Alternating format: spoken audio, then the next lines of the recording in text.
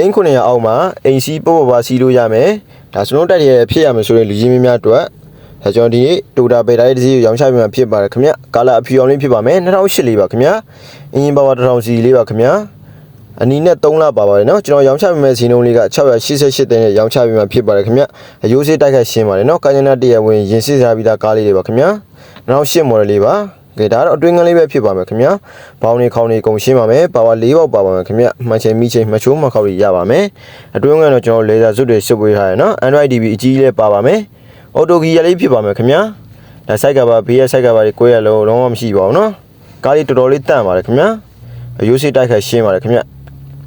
ကဲဒါတော့နောက်ကျန်ကလေးဖြစ်ပါမယ်နော်ဒီကားလေးကိုစိတ်ဝင်စားလို့လာရောက်ကြည့်ရှုခြင်းနဲ့ဆိုရင်တော့အရှိတကုံမင်းရဲ့ကျွတ်တော် one way လမ်းပါကြီးဂိတ်ဟောင်းမှတ်တိုင်ဒီဆိုကြီးကားရှိုးလုံးမှာကြည့်ရှုလို့ရမှာပဲဖြစ်ပါတယ်ခင်ဗျာဆက်သွယ်ရမယ့်ဖုန်းနံပါတ်လေးကတော့399852423923ကိုဆက်သွယ်မေးမြန်းနိုင်ပါတယ်ခင်ဗျဗီဒီယိုဆုံးတိရှုပေးကြတဲ့ဒုတိယချင်းတိုင်းကိုကျေးဇူးအထူးတင်ရှိပါတယ်ခင်ဗျနောက်ဗီဒီယိုမှာပြန်လည်ဆုံတွေ့ကြပါမယ်ခင်ဗျ